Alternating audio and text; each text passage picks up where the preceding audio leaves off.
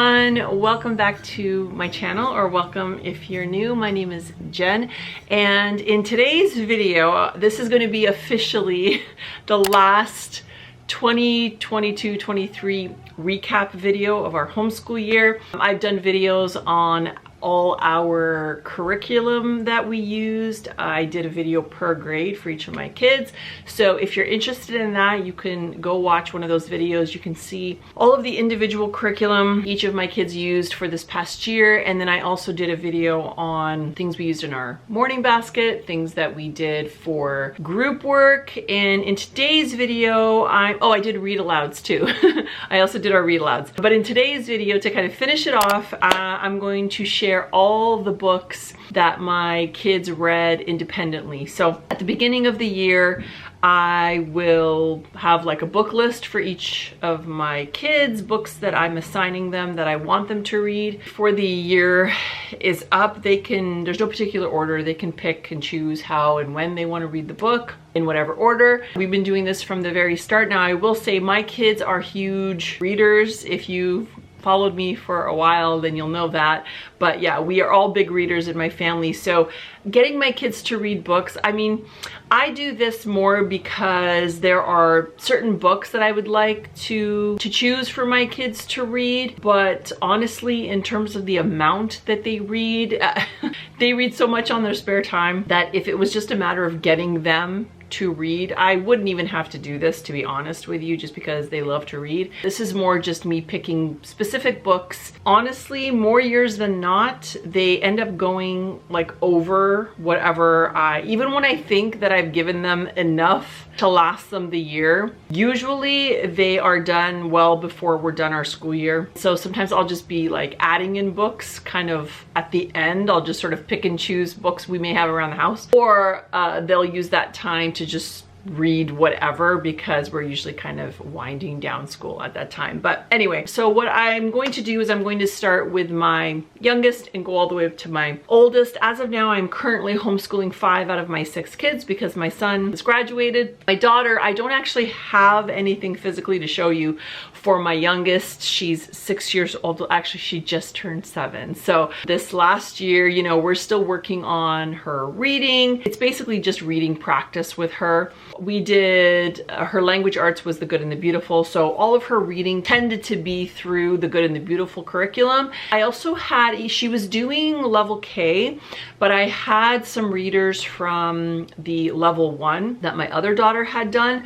And so we read a few of those. And then we're also really big on the Bob books. So I have quite a few sets of Bob books. You can get those on Amazon. Actually, we have found ours at Costco a lot of the time, and they're a really good deal because you can get like boxed sets of them, and they're just different levels. I'm usually the one who's sitting alongside her reading. That's really what she mainly did for like her, I guess, assigned reading for the year. So now moving on to my 5th graders assigned readers. I also try to mix it up a little bit between fiction and nonfiction. I've kind of gone over how I choose like read alouds and readers for my kids. But you know, it is important to me to pick things that are age appropriate, level appropriate, and just in general that the theme is appropriate, something that kind of aligns with our values. For my 5th grader, this is not in any particular order, but she read A Girl's Guide to Making Really Good Choices. This is a non-fiction book, and it kind of just goes through, you know, navigating the sort of pre-teen years and real life scenarios and just how to make good choices. Then she read Joey and Patches, the story of 2 kittens. This is from The Good and the Beautiful. Pooh's Treehouse. This is also The Good and the Beautiful. Johnny McKee and the Big Flood. Good and the Beautiful. And I'll let you know too if they're Good and the Beautiful. These are level 3 books that she just hadn't read. We had them on our bookshelf and she hadn't read them, so she wanted to read some of these, and so I started her off with these at the beginning of the year because they were a little bit of a lower level. This one is a level 4 book. And then Melissa Across the Fence, which is a level 5. We have Jean Marie and Her Golden Bird. That is also a level 5. Here's Juggins, level 5. Jane and Henry, a World War II adventure, and it's 2 books in 1.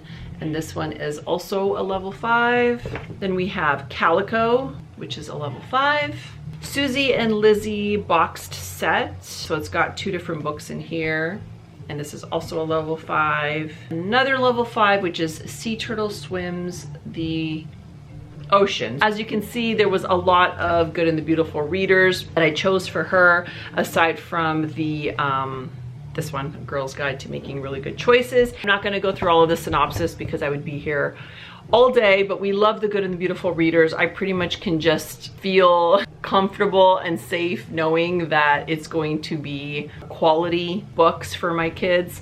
So this was her book stack, and you know, I was gonna go through like favorites. The thing about my daughter is she just loves, like, I know I've already said that my kids love to read, but she really just loves to read, that every time I ask her how she enjoyed a book, she says she enjoyed it. If I would have to pick the ones that I kind of remember her mentioning a little bit more, the Susie and the Lizzie boxed set, I know she liked. I know she also liked Calico, and what was the other one? Oh, these 2. And Jean Marie and Her Golden Bird, and Melissa Across the Fence. So I would say that she enjoyed them all, but those were probably at the top of her list. Okay, now moving on to my son, who completed his grade 7 year. He read 10 Boys Who Made History, and this is just a compilation of I guess they'd be considered like short stories, but they focus on actual historical figures. So like you've got Martin Lloyd Jones, George Whitefield, Charles Spurgeon, A.W. Tozer, and a whole bunch. So he read that one. And then he also read 10 Boys Who Used Their Talents. And it's a similar setup. This one is J.S. Bach, Wilfred Grenfell, Samuel Morse, George Washington Carver, a whole bunch of men in this one as well.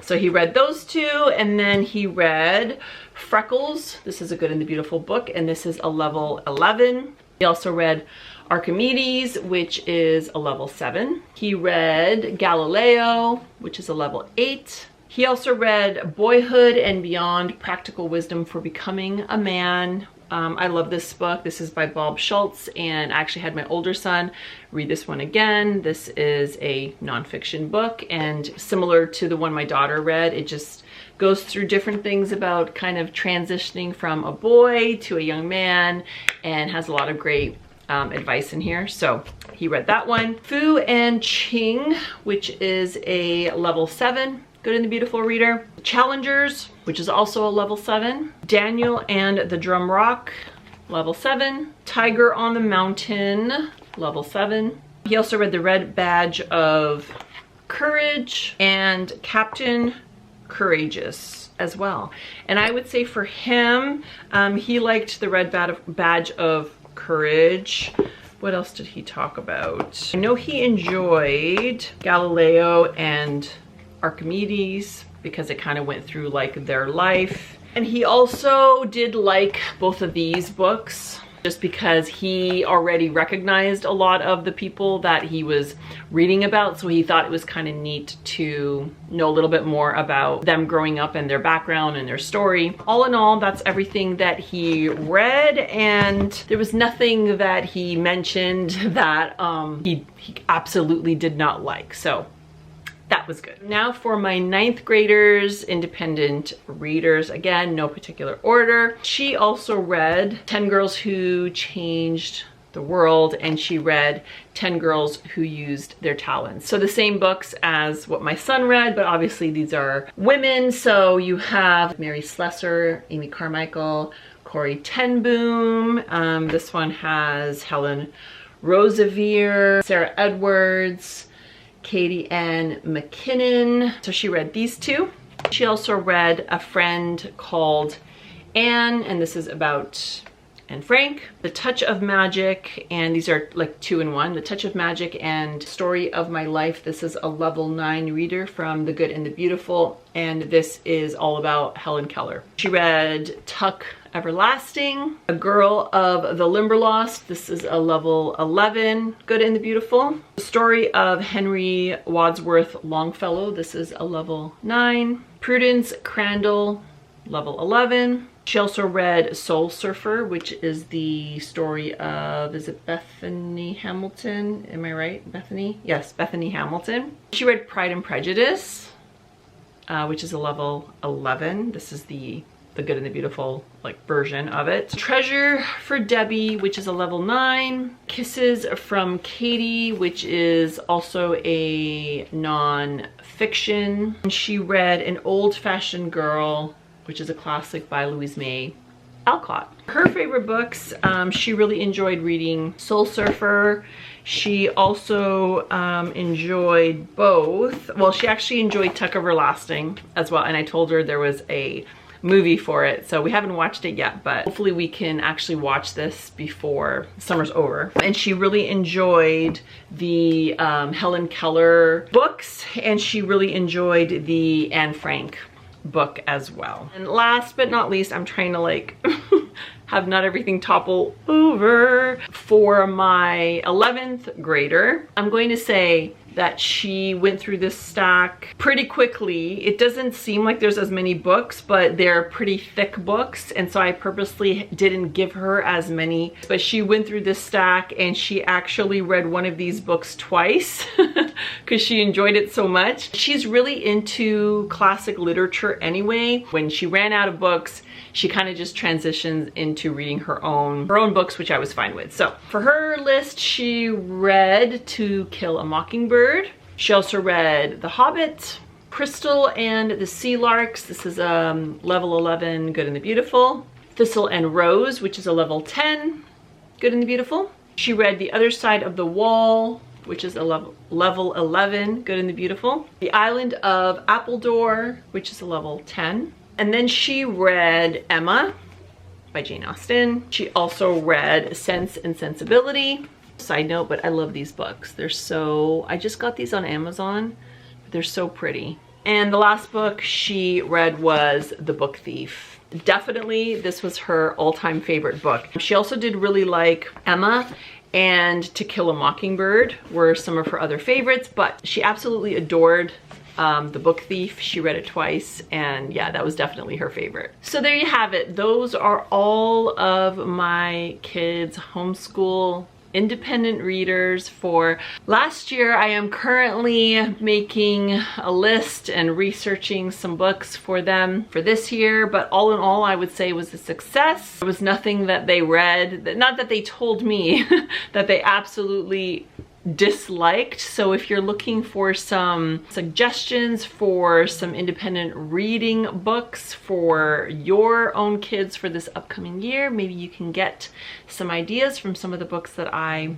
showed you. If you have any favorites that you want to share that maybe your kids have read, I'll have a 2nd grader, a 6th grader, an 8th grader, a 10th grader, and a 12th grader. I would love to hear that in the comments. I would love for you all to share and we can kind of all help each other out. But there you have it. That is my complete recap. I know it's August. What can I say? I'm still working on our homeschool year for this upcoming new year.